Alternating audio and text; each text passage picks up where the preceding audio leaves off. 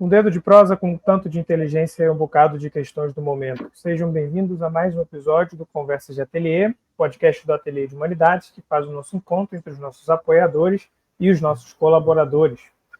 Hoje comigo, no episódio 25 do Conversas de Ateliê, eu estou acompanhado de André Magnelli. Fala, André. Olá, pessoal. Paulo Henrique Martins. Fala, Paulo. Bom dia, pessoal. E Bia Martins. Salve, Bia. Oi, gente. Isso aí, estamos aqui. Minha irmã Bia, né? Minha irmã Bia. Né? É a primeira vez que eu me toquei que vocês têm mesmo sobrenome. Eu já me toquei disso, já teve tempo. Não são parentes, é só o mesmo sobrenome mesmo. Então vamos lá. Vamos partir já para o nosso primeiro tema de hoje, o nosso tema principal, com a nossa perguntinha. Temos privacidade no mundo contemporâneo? Hoje a gente vai falar de privacidade, né? Privacidade é um tema que, quando a gente fala, eu imagino que já evoca a ideia dos dados, a ideia das tecnologias de informação e comunicação, segurança de dados, essas coisas assim. E é claro que isso está dentro aí, né, do universo da privacidade, mas os estudiosos da privacidade, né, pelo menos na sociologia e na história, dizem que privacidade é uma característica regular de sociedades muito antigas em todo quanto é lugar do mundo, né? Privacidade não é algo exclusivo nosso, com celulares, internet, etc. e tal, mas é simplesmente uma característica de uma relação de acesso, né? Eu estou me referindo aí especificamente a um artigo intitulado Toward a Sociology of Privacy, em direção a uma sociologia da privacidade, de 3 autores, Anthony, Campos, Castilho e Horn, no qual eles vão fazer um apanhado, né, sobre os estudos sociológicos da privacidade. Eles deram uma definição que eu achei bem legal, bem econômica e direta ao ponto, né, que a privacidade é o acesso de um ator individual, um grupo, organização, instituição, a outro ator, né, colocado de maneira simples. E privacidade é essa relação de acesso de um ator, um ente, a outro ente, né? E esse tipo de relação ela pode se referir a diversos níveis, né, de privacidade, por exemplo, a quantidade de coisas que é acessada e não é acessada, o tipo, né, de privacidade relativa a relações face a face, privacidade relativa a documentos, a dados online, dados virtuais, enfim, variados conteúdos, né, e também variados tipos, né, e também diz respeito ao conteúdo, por exemplo, a privacidade em relação a um diagnóstico médico, ou, enfim, a sua conta de banco, quanto dinheiro você tem, se você está endividado, vários tipos de conteúdo do que pode ou não ser acessado, né? Dentro dessas coordenadas, a gente pode falar muita coisa sobre privacidade. A gente poderia imaginar que hoje, né, com a nossa vida tão permeada pelas tecnologias de informação, comunicação, registro, classificação e categorização, a gente não tem mais privacidade, né? Tudo nosso está registrado em algum lugar. A gente poderia também puxar um pouquinho mais para trás e pensar que desde que o Estado moderno apareceu, a privacidade teve seu fim decretado. Ao mesmo tempo que ela nasce, ela morre com os nossos registros de certidão de nascimento, com todos os nossos históricos médicos, tudo aquilo que a gente tem que se registrar, identidade, RG, CPF, etc. e tal. Toda a ingerência também e a presença burocrática do Estado Nacional nas nossas vidas. Então a gente vai falar sobre esse universo da privacidade. Vai falar sobre aquilo que a gente esconde, aquilo que a gente não consegue esconder, aquilo que a gente deve ou não ocultar, e as maneiras que a gente arruma enquanto sociedade para reger, para gerir esse acesso que temos uns aos outros, né? Então a mesa está aberta e vamos conversar. Isso aí. Bom, quando você trouxe esse tema, né, da privacidade, para mim, eu já penso num correlato da privacidade, que é a vigilância, né? Dentro dos estudos de comunicação, que é um tema também bastante relevante, né? E aí vem assim um primeiro autor de referência, que é o Foucault, né? Que estudou a vigilância assim numa outra época da sociedade, né?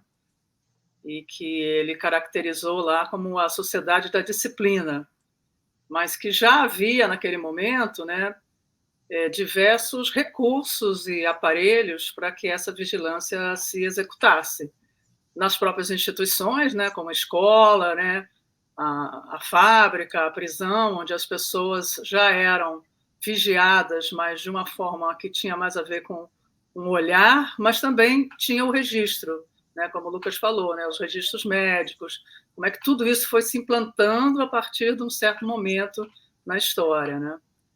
E aí, quando a gente tem essa passagem do tempo, essa mudança para a nossa época atual digital, né? Aí esse conceito dele acaba, enfim, não sendo assim tão... Esse conceito não, esse pensamento dele já não dá conta, né, do que acontece hoje em dia. Aí muitos pesquisadores têm mobilizado aí o pensamento do Deleuze, né, para pensar na sociedade de controle, né? Quer dizer, é uma coisa muito mais ubíqua, em que praticamente toda a sua vida está sendo registrada, né? Por onde você anda, que compra você faz, os teus registros médicos, né? E até uma das coisas hoje em dia que veio à tona são vários aspectos, né? Vários vieses, mas uma das coisas que saiu recentemente uma reportagem foi em relação às farmácias, né? Você, qual é o seu CPF? Aí você vai lá, dá o seu CPF na farmácia e com isso existem desdobramentos aí com esses dados, né? Tanto de anúncios que aparecem para você, né? Como de todo um controle aí, essas informações indo para a indústria farmacêutica também, mas enfim, que é toda a sua vida sendo monitorada, né? E isso pode impactar depois. Não existe registro disso, vamos dizer assim, como uma prova, né? Mas isso pode impactar depois quando você vai procurar um emprego, né? Então você então tem diabetes, né? Então você já está tomando um remédio tal, talvez não esteja controlado. Então tem um outro candidato aqui que não tem nenhuma comorbidade, então você vai perder a sua vaga porque todo o seu registro de saúde pode estar sendo vazado aí para outras instituições aí que você desconhece e que pode vir a te prejudicar, né? Então, só para assim, a gente começar nosso papo, quis trazer essa dimensão, né, do quanto que a nossa vida hoje é monitorada e como é que esses dados podem ter aí diversas, enfim, serem usados aí para diversas coisas e muitas delas bastante contra nossos interesses, né? Então, dentro da comunicação, esse é um tema mais tratado assim, o direito à privacidade, né? Tanto que nós recentemente tivemos aprovados a lei de dados, né? Agora esqueci exatamente o nome da lei, mas é a lei que trabalha com a proteção de dados, que tem a ver exatamente com isso, né? Então, você poder saber quais são os seus dados que estão sendo coletados, como é que eles estão sendo processados, você poder, né, chegar a todas as empresas e falar, não, eu quero saber quais são, você tem o direito a fazer isso, né? Eu quero saber quais os dados que vocês têm, como é que eles estão sendo processados, e até hoje em dia, uma coisa que acabou se tornando um pouco inútil, né? A cada site que você entra, eu concordo, eu sei que meus dados estão sendo captados aqui. É inútil, falar, né? Não quero, não vou entrar, não vou ler esse jornal, essa revista, não vou ter acesso às informações. Não, é como a pessoa botar o revólver na cabeça e falar assim, ó, você concorda? Eu concordo, sim. Só vai poder continuar porque tem... e tem essa faceta, né, assim, que é um tipo de negociação, né? Se hoje em dia os dados são o novo petróleo, né? Então você fala, não, eu vou dar meus dados, mas eu vou ter acesso a isso, né? É mais prático para mim deixar meus dados aí e ter acesso a isso. Mas até que ponto, né, você deve realmente pensar assim? Então, isso é uma coisa que ainda fica sendo discutida muito em nível acadêmico, né? Porque na sociedade, muitas pessoas falam, até às vezes eu conversando com amigas a respeito de alguma, ou da farmácia, ou de alguma coisa, eu falo assim, não, mas o que eu tenho a esconder? Eu não tenho nada a esconder, mas não se trata disso, esse é o ponto, né? Aqui do nosso debate que a gente pode aprofundar. Não se trata do que eu não tenho a esconder, que eu não sou um criminoso, que o Estado não vai vir em cima de mim, mas que eu tenho direito à minha privacidade, a não querer que determinados dados sejam de conhecimento ou de outras pessoas ou de empresas, né? É isso. Aliás, o Mosco disse que ia revelar dados do Lula e do Moraes. Aí o pessoal está atento. Veja só, hoje eu vou fazer a barba antes da gravação. O que aconteceu? O que apareceu no meu feed? Eu falei, vou fazer a barba para a Anne. O que foi aparecer no feed do Facebook assim que eu abri? propaganda da Gillette. É impressionante o que você está dizendo, né? Todo dia você recebe uma informação onde é que eu andei nesse mês que passou, para que lugares eu me desloquei, quanto tempo eu passei dirigindo o carro, para onde eu fui ou não fui, é impressionante. Mas aí eu queria tomar aí a dica, é o seguinte, eu acho que essa discussão ela ganha mais sentido prático, até sociológico, quando a gente trabalha a questão da propriedade do corpo. Né? Eu só posso falar de privacidade, a minha privacidade, a sua privacidade, se eu admitir que, de certa forma, eu tenho um direito sobre o meu corpo. Porque se eu não tenho direito sobre o meu corpo, sou um escravo, o escravo não coloca essa questão, né? Meu corpo, meu direito corporal, ele até pode sonhar com isso, e se rebelar, se suicidar, ou matar o próprio senhor de escravo, mas ele não tem direito de colocar em discussão a questão do seu corpo, porque o seu corpo é propriedade de outra pessoa. Então, eu acho que isso é uma questão fundamental nessa discussão, saber a propriedade do meu corpo. Porque isso é uma questão que está no debate do fundamento do liberalismo. Né? Assim, o Hegel dizia que essa discussão da propriedade do corpo só aparece com o Estado. Aí, os liberais, Locke, aí, ficavam oriçados, porque, para eles, o direito é natural. O direito de viver, de ser um indivíduo, era natural. Então, não tem que se questionar. E o Hegel dizia, não, só com o Estado que você estabelece a questão do direito de propriedade. Eu acho que nós hoje podemos recolocar essa questão, porque naquele momento eu vejo que a ideia da propriedade, o corpo aparece mais como uma unidade atômica, mais sólida, né? É o corpo do trabalho, é o corpo da exploração, é o corpo do homem, sobretudo, do direito de propriedade. Né? Na Grécia Antiga, o proprietário, ele é proprietário, o domus, né? Tudo, né? O escravo, as mulheres, os filhos, tudo ali faz parte do domus, né? E a mesma coisa, é um único proprietário que é proprietário de tudo, das pessoas que moram naquele... Como no engenho também, você tem o senhor de engenho, ele é proprietário de tudo, da terra, dos animais, das pessoas que moram naquela propriedade. Então, eu acho que hoje a ideia da privacidade ela é mais elaborada, né? Porque é o corpo, o nosso corpo físico, que está em questão, meu corpo, o uso do trabalho, o meu salário, o que eu ganho, mas é o meu desejo, o meu prazer também, né? A minha presença no mundo, né? Como ser humano. Eu acho que aí o Foucault, a Bia traz muito bem, acho que o Foucault ele traz uma sofisticação nessa discussão sobre propriedade de si, a trazer a questão do prazer e do cuidado. Eu acho que é uma sofisticação sobre essa questão que eu acho que a gente tem que considerar. É como se meu corpo atualmente, isso é uma coisa que a gente tem que elaborar, meu corpo atualmente não fosse só meu corpo físico, né? É a potência de exploração do meu corpo, como uma unidade de produção no mundo virtual. No mundo virtual, não é só um corpo físico. Paulo, que trabalha e ganha seu dinheiro como professor, entende? Não, é mais do que isso. O meu corpo é uma unidade do qual se pode especular e se especular sobre os usos dessa unidade para poder gerar ganhos financeiros ou enfim, poder publicitário, etc, etc. Então, eu acho que aí tem uma coisa, algo sofisticado, né, na minha presença como sujeito no mundo, que hoje que ainda precisa ser mais elaborado, porque não tem mais a ver com a propriedade de mim como um ser, uma estrutura anatômica, enfim, uma presença no mundo aqui, mas tem o que essa presença funciona como possibilidade ou potencialidade para a expansão de um novo tipo de poder. Inclusive, o poder da inteligência artificial se beneficia da existência de uma unidade, dessa unidade no mundo, né?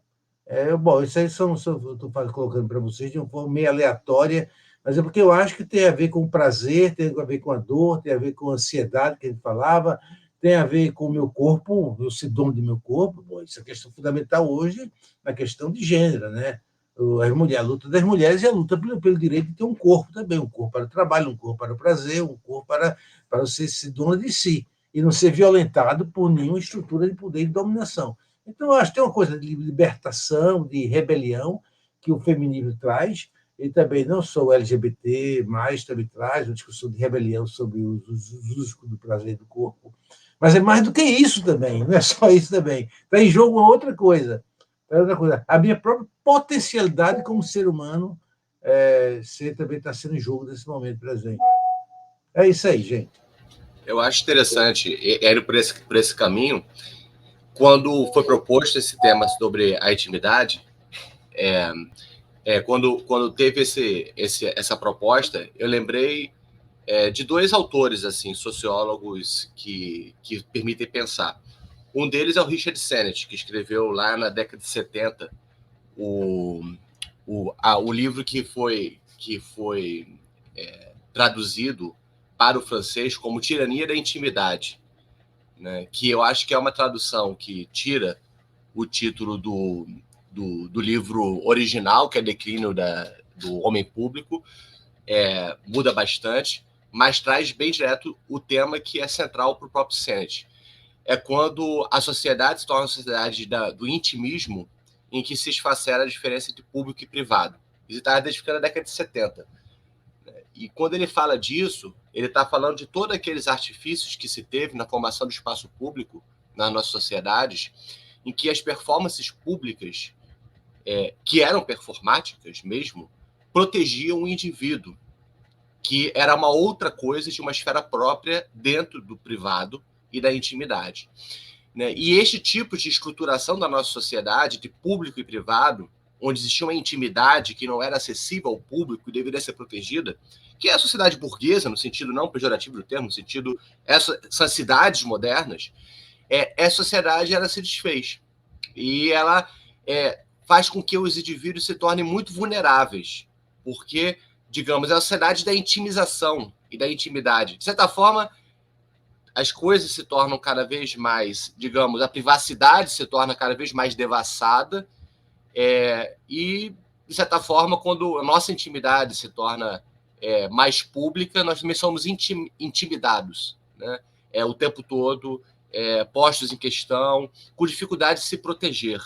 Né? Então, um caminho um pouco diferente de se pensar é o quanto que essa sociedade que a gente vive, que o Sennett está identificando na década de 70, e que depois se acentua com as redes sociais, com as transformações de tecnologias de informação e comunicação, é uma sociedade que estruturalmente e também psicologicamente propõe um desfacelamento da diferença entre público e privado e uma certa disseminação de uma experiência de privacidade, de olhar a privacidade do outro, de expor a sua própria privacidade.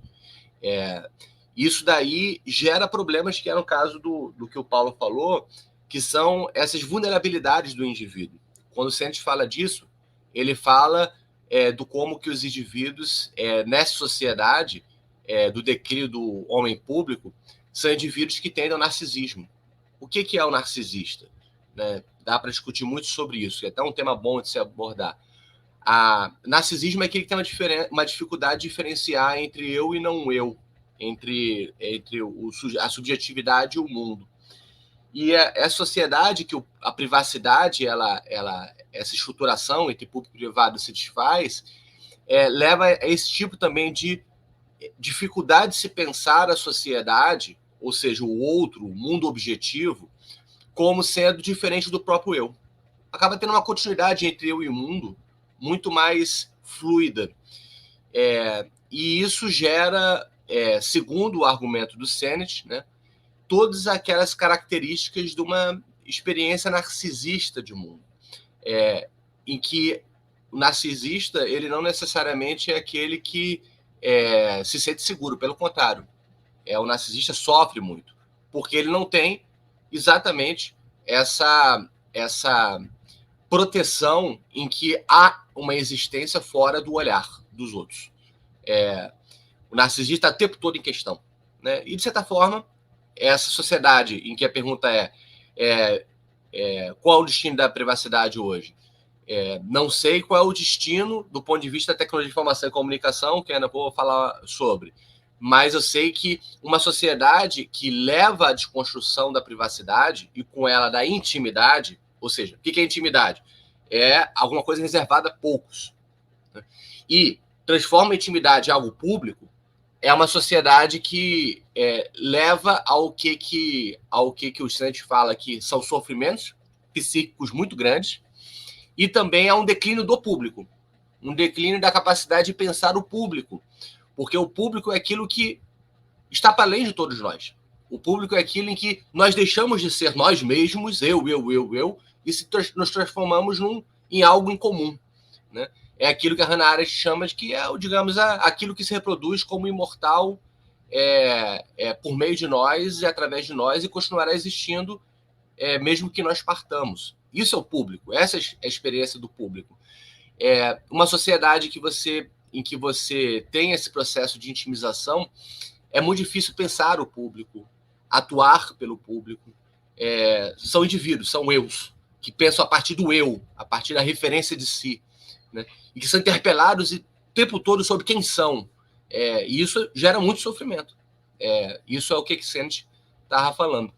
De forma muito rápida, para não tomar tempo, o outro autor que eu lembrei foi o Habermas, do Mudança Estrutural da Esfera Pública, em que ele está falando também sobre o quanto que a indústria cultural, na sua nova fase, e está identificando isso na década de 50, 60, uma das características dela é o de desfazer também essa estruturação público e privado, e nesse caso ele aborda o surgimento da televisão, como sendo, até a linguagem da televisão já é uma linguagem de intimidade. A pessoa não vai falar como no jornal, ela vai falar, meu caro, tudo bem, existe um processo, uma linguagem de pessoalização, de intimidade com a televisão, que é o que ele estava identificando na época, era o fenômeno novo, que também tem a ver com a invasão do público, que na verdade é o publicitário dentro das casas. Então as pessoas ficam assistindo televisão, assistindo propaganda, então a sua casa se torna uma extensão da publicidade, uma extensão do público. O público era lá fora, se torna aquilo que está na televisão o tempo todo. Então ele fala assim, as casas são socializadas, se tornam um espaço de publicidade. E veja só, com a rede social isso se tornou ainda mais, com a internet ainda mais pervasivo, né? Nossos momentos mais íntimos são momentos de explosões de propagandas, de presença do social na nossa sociedade, dentro da nossa casa, dentro do nosso quarto, em cima da nossa cama, o tempo todo. Para o Habermas, e com isso eu concluo, a formação da subjetividade moderna, que era da sociedade burguesa, né? No caso, teremos que pensar a subjetividade, digamos, proletária, que é uma outra questão, que o Habermas claramente diz, eu não estou abordando essa questão. A subjetividade burguesa envolvia a formação de uma esfera de privacidade e de intimidade.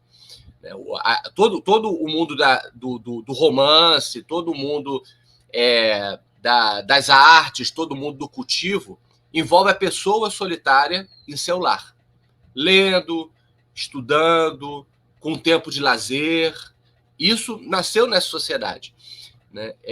E no caso da nossa sociedade pós-burguesa, é uma sociedade em que até os momentos que são os momentos mais íntimos se tornam momentos de trabalho, no sentido da teoria crítica. Estamos trabalhando para a reprodução do cosmos da indústria cultural o tempo todo. Uma coisa que você trouxe aí, André, essa divisão entre o público e o privado, eu acho que é uma chave muito importante para a gente pensar a privacidade, né? E é uma chave também para a gente pensar, até mesmo do ponto de vista das tecnologias de informação e comunicação, como formas, como dispositivos, enfim, eventos que, de certa forma, trouxeram uma reconfiguração dessa divisa público e privado. Você falou da televisão, né? Eu acho que a televisão é um marco muito importante aí. Inclusive tem autores no estudo da privacidade, da vigilância, né?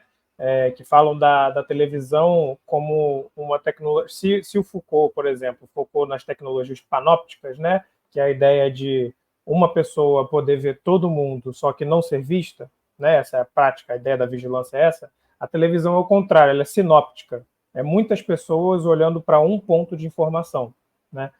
E isso cria também um fator de coesão social. Além de um fator de ordem, é um fator de coesão social.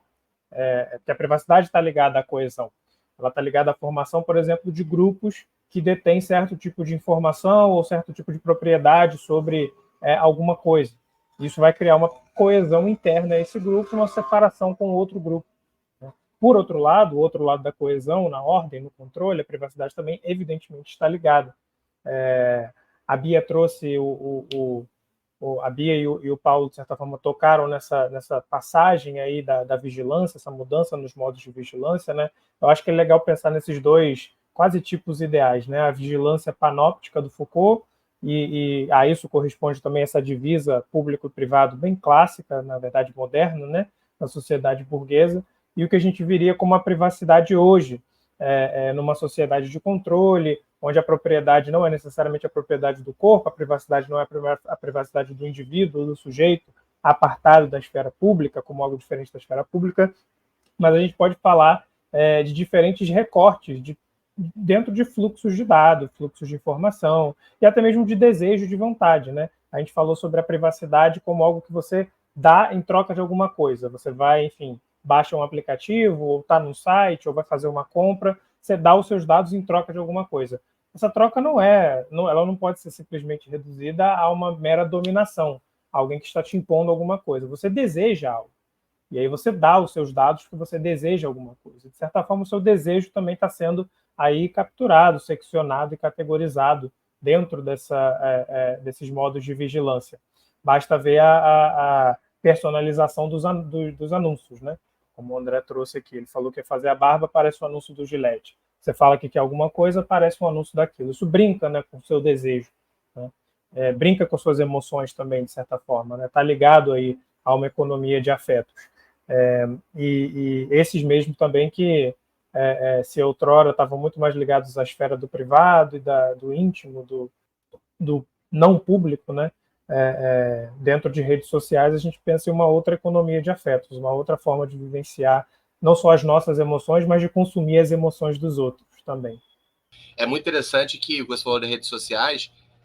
Um outro aspecto é que, veja só, qual é o tipo de narrativa, qual é o tipo de história, de regime de escrita de si e também regime de escrita em si mesmo que predomina hoje.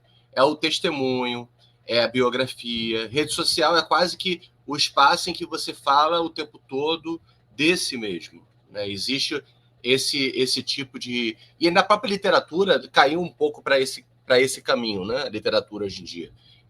As literaturas de testemunho, até as ciências sociais também, muito associadas à memória, testemunho, vão muito nesse sentido. Tem a ver com esse tipo de novo lugar da privacidade, em que você está o tempo todo revelando o seu íntimo, a sua privacidade dentro do espaço público, narrando sobre si, contando histórias, mostrando seu cotidiano.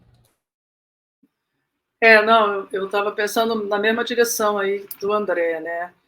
Como que a intimidade, na verdade, dentro dessa esfera aí das redes sociais, né, virou um ativo, né? Então, a minha intimidade é o meu ativo para eu conseguir um público nas redes sociais para mim, seja em qual rede for, né?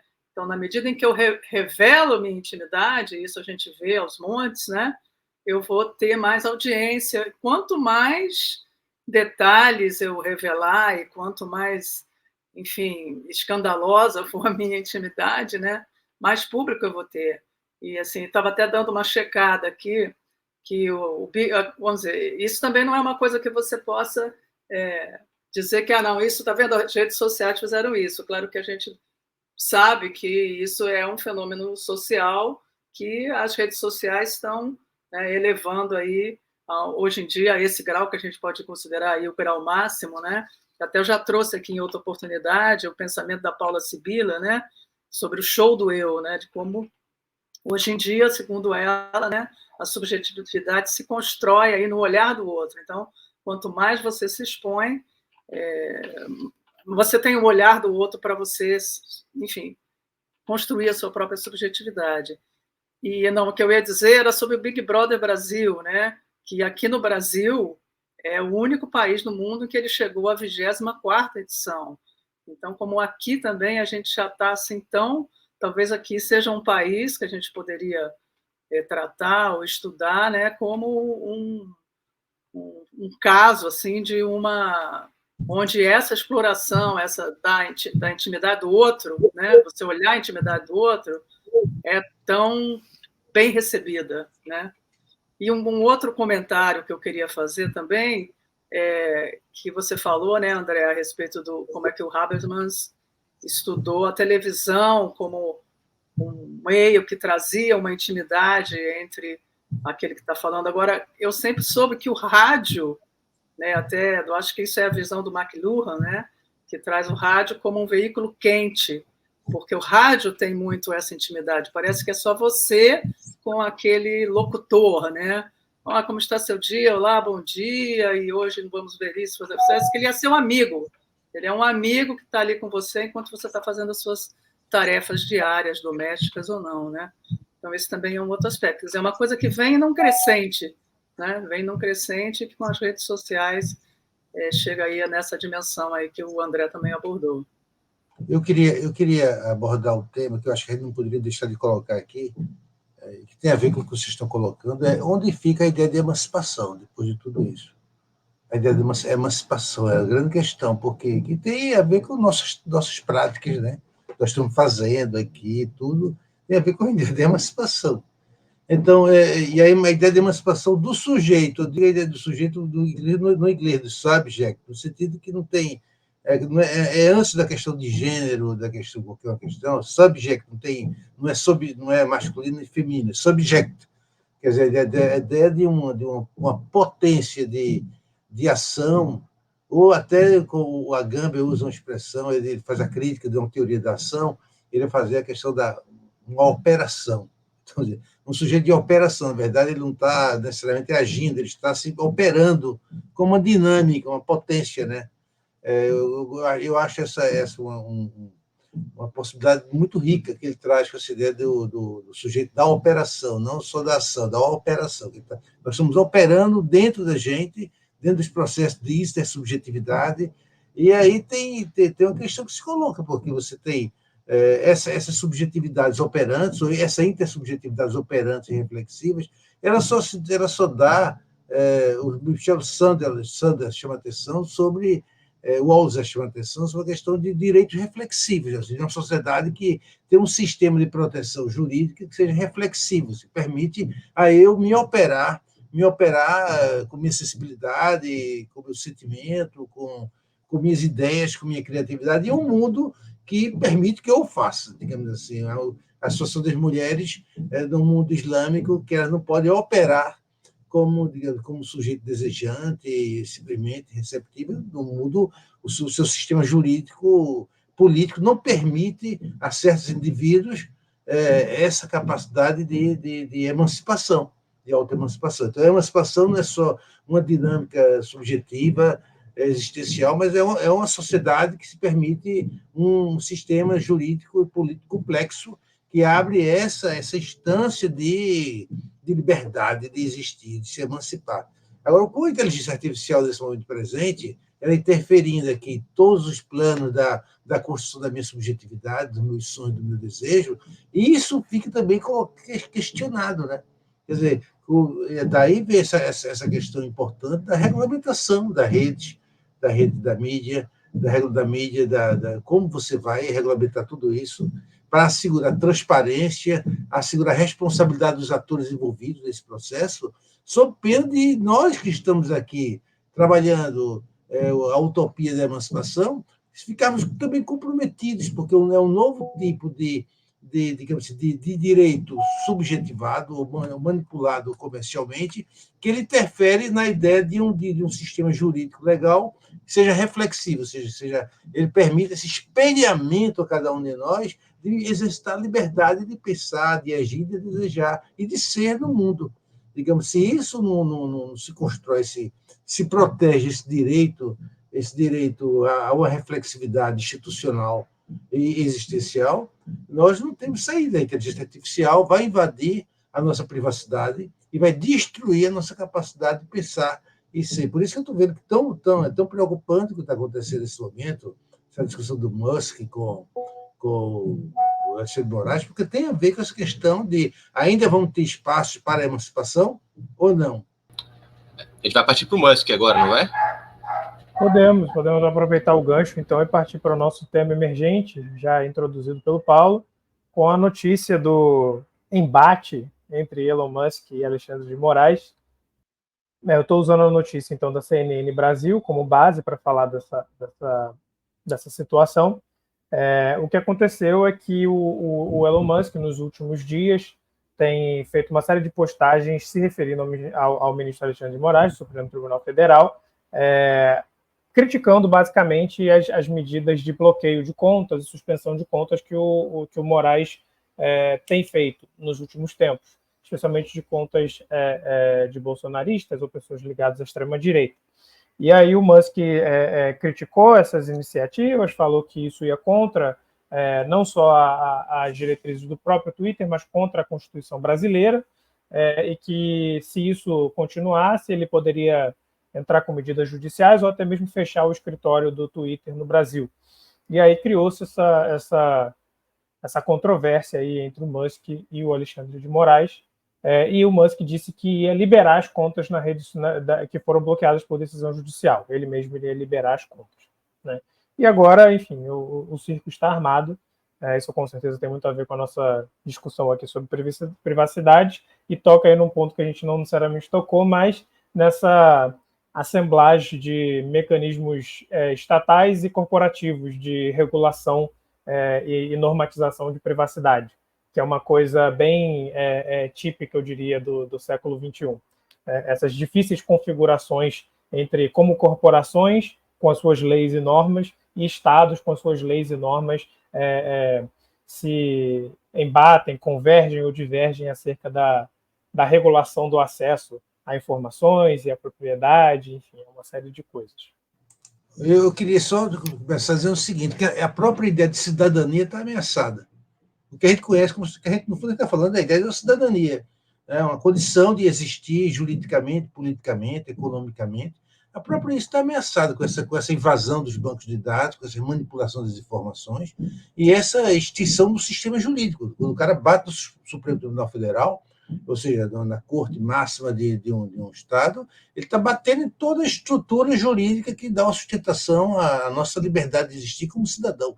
Eu sei que é uma palavra tão limitada, mas é a única palavra, talvez, que a gente tenha uma experiência, é uma experiência real, concreta, politicamente, juridicamente interessante, e que fica ameaçada, diretamente ameaçada, com esse tipo de embate que o Musk está exercendo dentro de uma estratégia maior, econômica, política, midiática, manipuladora da realidade.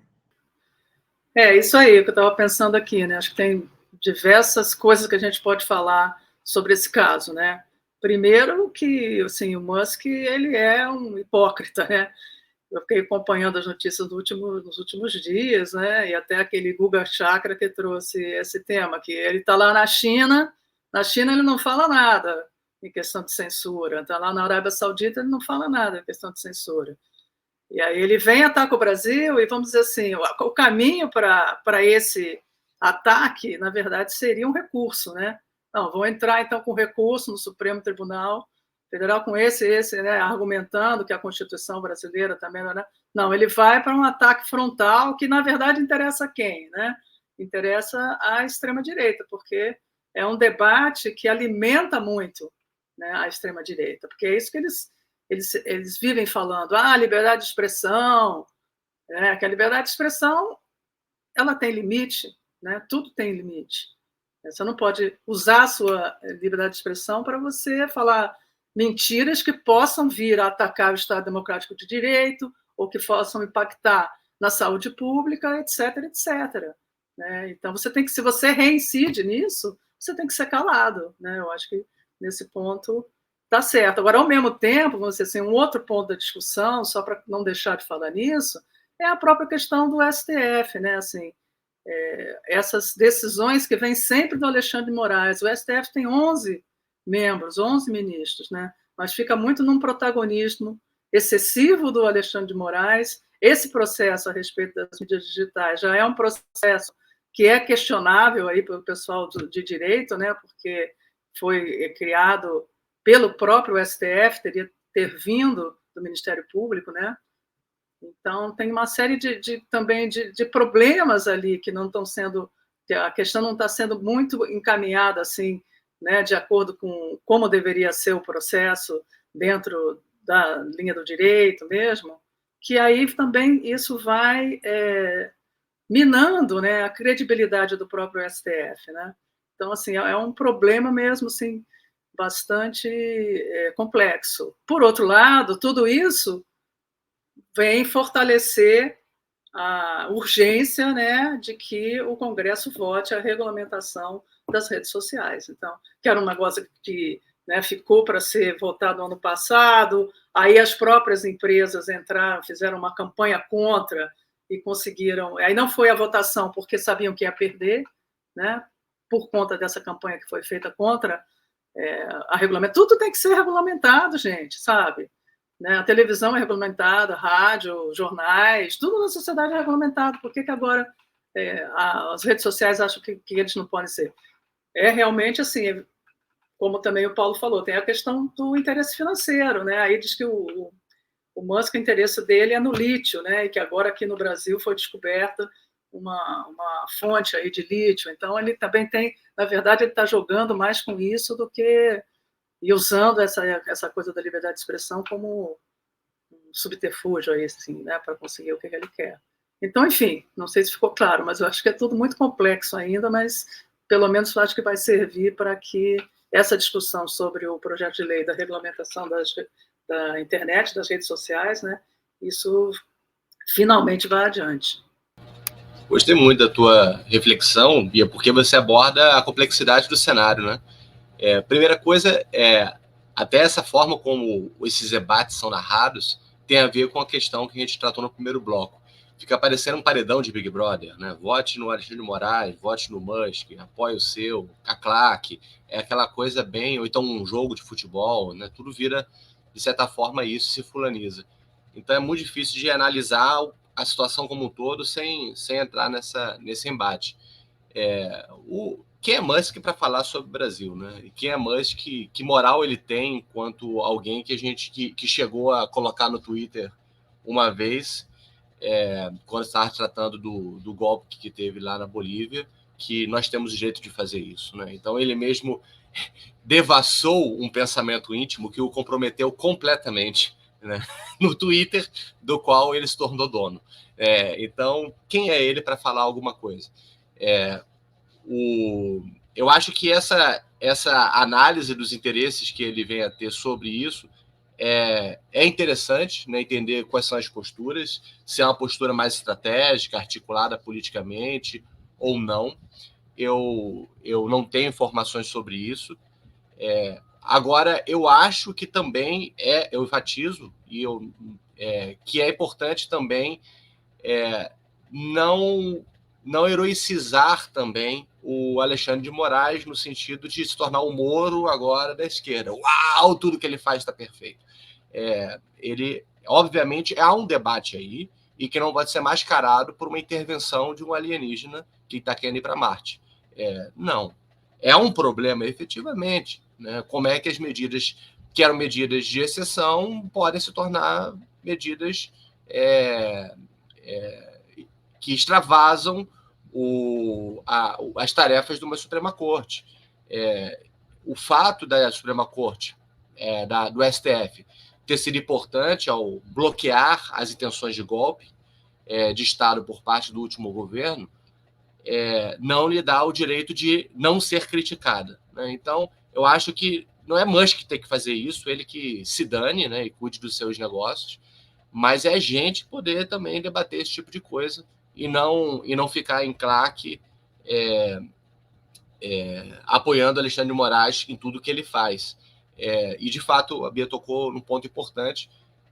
Isso há uma crítica a ser feita desde o surgimento do processo do STF de investigar e atuar com poderes de polícia sobre ações que se voltavam contra ele. Isso é um problema. Né? Então, é um problema aí que eu acho que a gente pode esquecer o Musk e tratar por conta própria, no sentido de que tipo de autoridade um ministro tem de mandar tirar críticas à Suprema Corte de uma forma um pouco mais unilateral, incisiva, Que pode ser de ações golpistas? Pode, mas também pode ser de pessoas que criticam a Suprema Corte por super salários. E se eu critico agora, nesse momento, a Suprema Corte por super salários e falo é necessário enfrentar isso, como é que uma corte que é responsável por zelar pela Constituição é a primeira a infringir padrões constitucionais? Nós temos o direito de falar isso. Se você cria um certo tipo de procedimento de estimação de que esse tipo de conduta em rede social vai ser tirado, isso é um problema. Isso é um problema grave.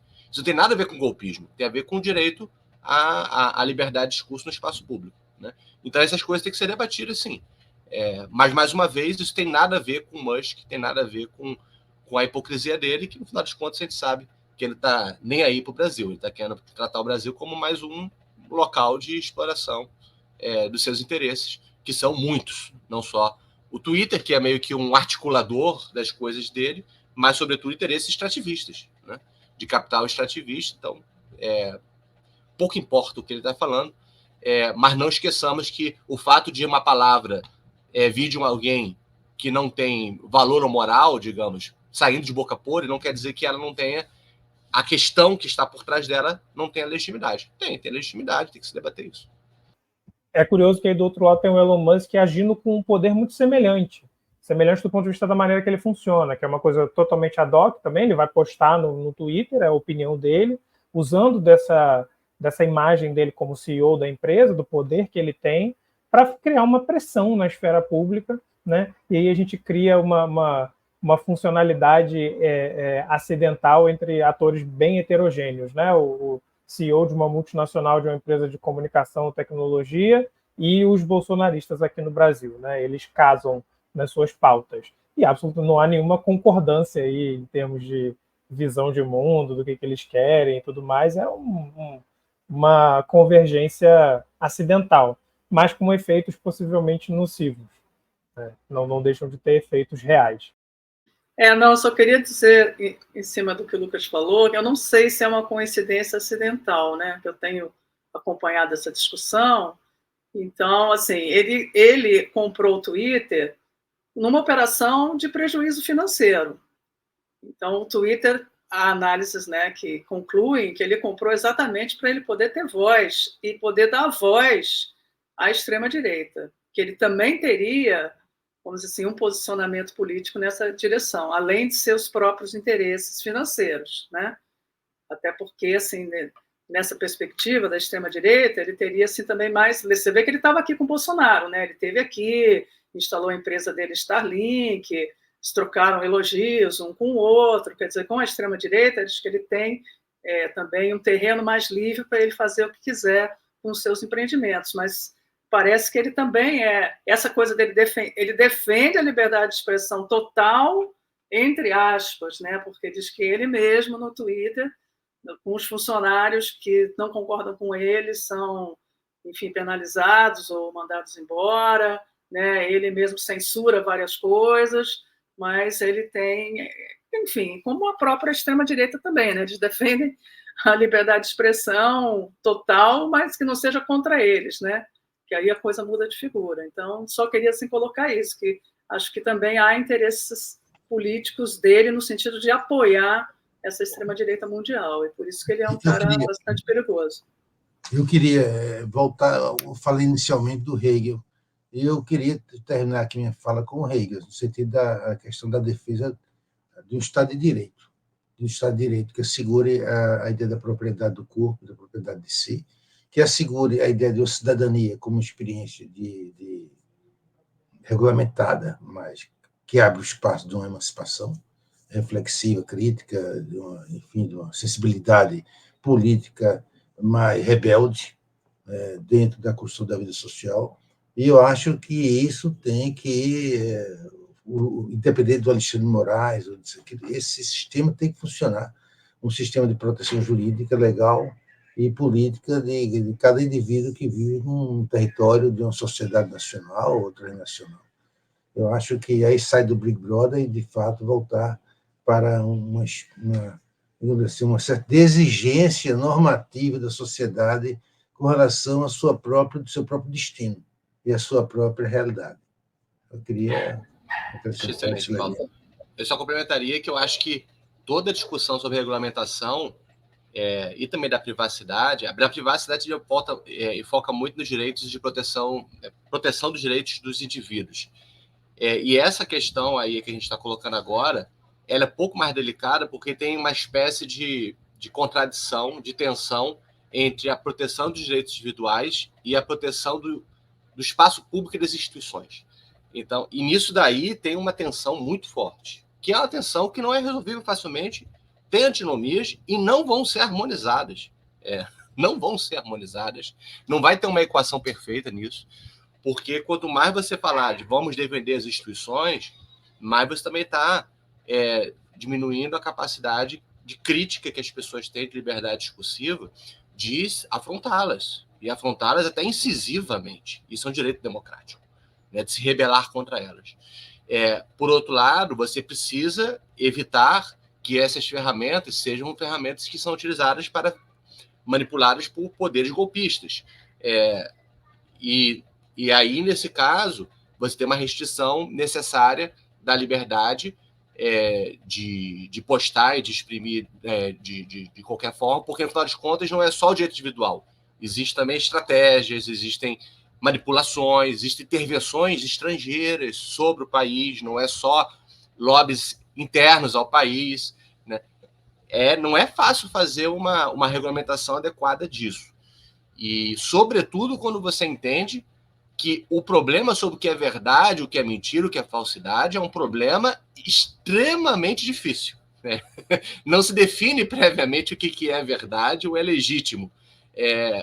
O critério de definição é complicado. Então, isso envolve até questões filosóficas muito profundas, né? A necessidade de regulamentação jurídica que não tem como prescindir de questões epistemológicas e filosóficas muito profundas, né? Lembrando que quanto mais democracia, mais sofistas. Isso é quase que um processo junto, né? Quanto mais democracia, mais isonomia, mais liberdade de fala, de argumentação, mais vai ter espaço para a atividade sofística. Não tem como você suprimir a atividade sofística e dizer estamos em democracia. Na verdade, você vai ter o sofista rei. Você vai ter o sofista que vai dizer o que é legítimo ou não e punir os outros. A restrição da sofística é a supressão da própria democracia. Então, a gente tem que saber lidar também com um mundo que tem mentiras, tem uma incerteza sobre verdade ou não, e que é muito mais caótico do que ele conhecia, porque esse mundo da rede social não tem mais o olho, a centralização da televisão, a recentralização do rádio. Você tem uma pulverização muito grande, um nível de entropia muito grande. E como é que lida com essa entropia? É a grande questão do nosso século. Muito bem. A gente encerra por aqui, então, o nosso segundo bloco, com o tema emergente, e vamos para o nosso terceiro bloco, com a surpresa na mesa, que hoje foi trazida pelo Paulo.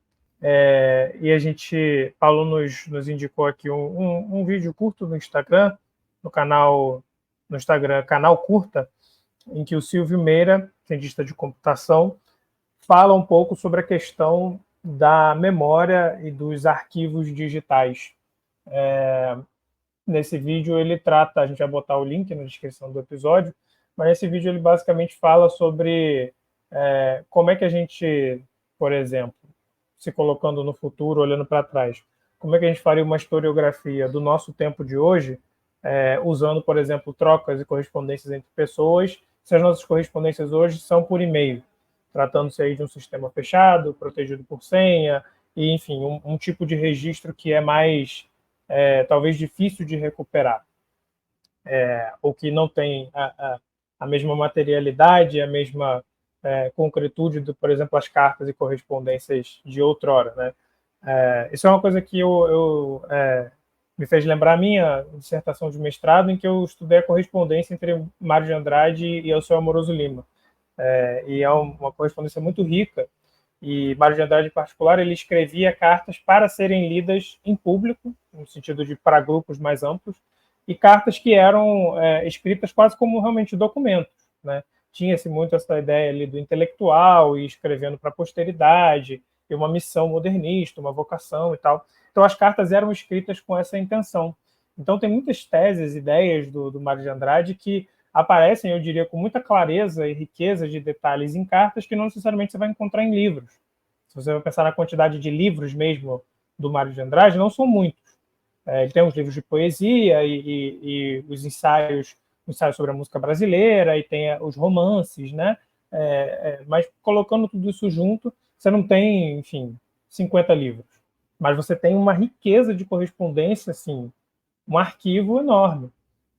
E coisas que vão aparecendo, né, à medida que vão sendo liberadas e tudo mais. E isso isso permite um exercício de reflexão histórica sobre o Brasil, sobre o momento da história do Brasil, sobre o lugar dos intelectuais, sobre a prática intelectual no início do século XX, sobre a formação do Estado Nacional, sobre o lugar do catolicismo na cultura brasileira, uma série de coisas que você pode acessar através de correspondências, né, entre pessoas num determinado momento histórico. Então tem uma riqueza nisso aí, de memória, de produção, de reflexão e de autoentendimento, né, de uma sociedade que se autocompreende olhando para si mesma no passado, com o ponto de vista do futuro.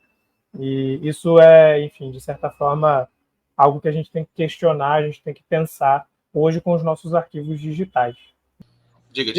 Eu queria chamar a atenção, o Heidegger, na carta dele sobre o humanismo, ele faz uma reflexão interessante sobre o sentido da carta desde a antiguidade. Quando as pessoas escreviam, na verdade, escrever um livro, ou escrever um poema, você escrever para um amigo. Você escrever para um amigo, escrever para alguém, que você tá pensando em alguém.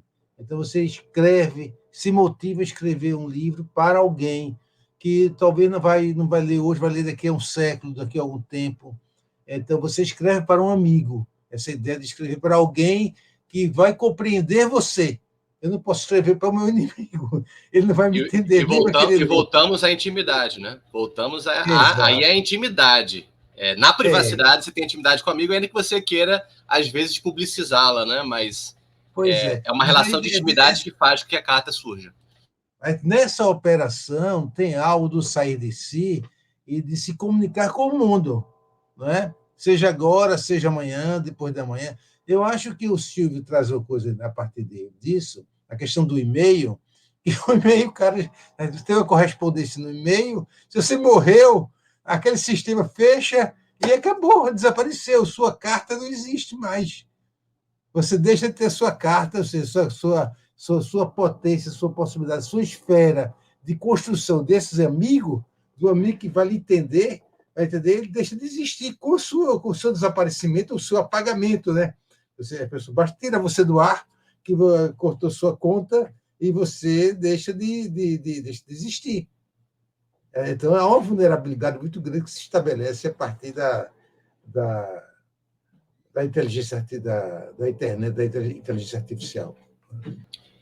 Eu acho que essa questão do Silvio, primeiro que é falar do Silvio, o Silvio é uma pessoa bem singular, porque ele é cientista da computação, como o Lucas falou, só que é um cara muito antenado também em humanidades. Por exemplo, quando eu dei a palestra com ele, numa mesa no IT Forum, ele olhou o livro do Habermas e falou assim, o Habermas e tal, e falou sobre Habermas na hora, e mostrou conhecimento, falou da importância do Habermas para refletir sobre o tema que estava em questão. É um cara bem interessante, um empresário, né? Um cara que fez um empreendimento grande em Recife, o CISA e todo aquele parque tecnológico. É um cara que eu acho que bom que ele tem projeção também, hoje em dia, nos mídias também, que é uma pessoa importante, com crítica sobre internet e redes sociais, e tecnicamente bem informado. É um cara que constrói e, ao mesmo tempo, tem uma visão crítica.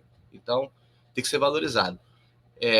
E também empreende. Então, ele faz crítica, empreende e também é tecnólogo. Isso é muito importante a gente zelar por esse tipo de intelectual, no sentido amplo do termo. Sobre a questão em si dele, eu acho que a questão é que até o e-mail não é usado como carta propriamente. Então, o dispositivo carta retórico, que era muito importante, também não existe no formato de e-mail. Então, a forma de escrita de epístola não é no espaço do e-mail, ainda que o e-mail seja, dentro das tecnologias existentes de comunicação, a mais próxima da epístola. Tanto que, para mim, é muito mais difícil escrever e-mail do que escrever no WhatsApp. No e-mail, eu demoro. E eu falo, querem comunicação rápida? Fala por Zap. Porque e-mail tem que ter uma preparação de sentar, escrever, quando você faz uma coisa rápida, assim, sempre fazer rápido, vamos para o Zap. Não vamos ficar aqui no e-mail aqui fazendo rapidamente a comunicação. Então, o e-mail é o herdeiro da epístola, mas não é aquilo.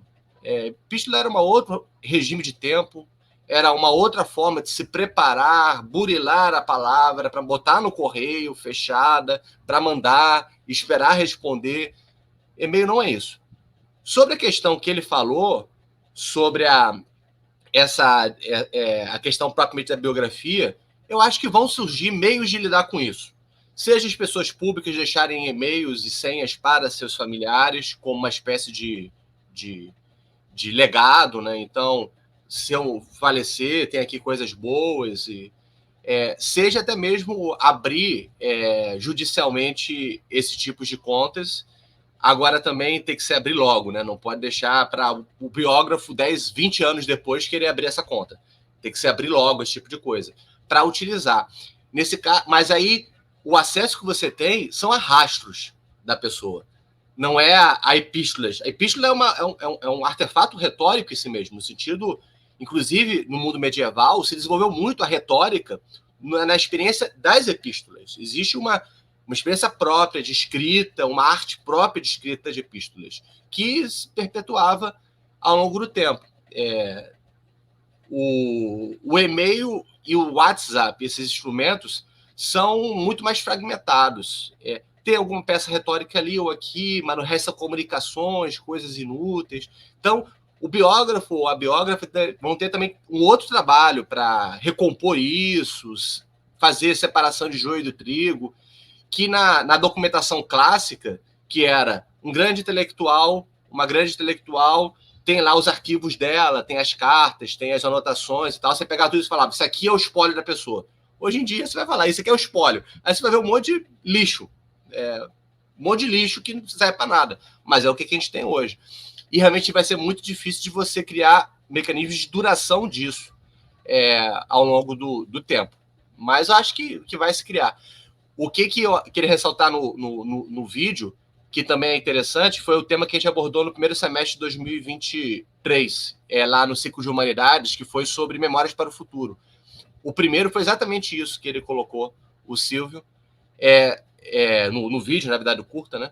Em que é uma sociedade que tudo cada vez mais é registrado, ou seja, parece ser uma sociedade da hipermemória, tudo tem que ser registrado, mas há uma dificuldade também da amnésia. Há muita dificuldade de você manter. Isso envolve questão tecnológica, mas envolve também uma outra coisa. Para você ter memória, você tem que inscrever em narrativa. Tem que inscrevê-la em narrativa. E na nossa sociedade, você pode registrar muita informação, mas para criar memória, tem que ter estruturação. E a nossa sociedade ela é mais desestruturada. Daí o desafio de você pegar esse material e fazer com que ele dure no tempo. O que é escrito como informação banal ou ruído não vira memória. Eu queria pegar nesse ponto aí da duração no tempo, mas de um outro aspecto, né, que é a própria tecnologia.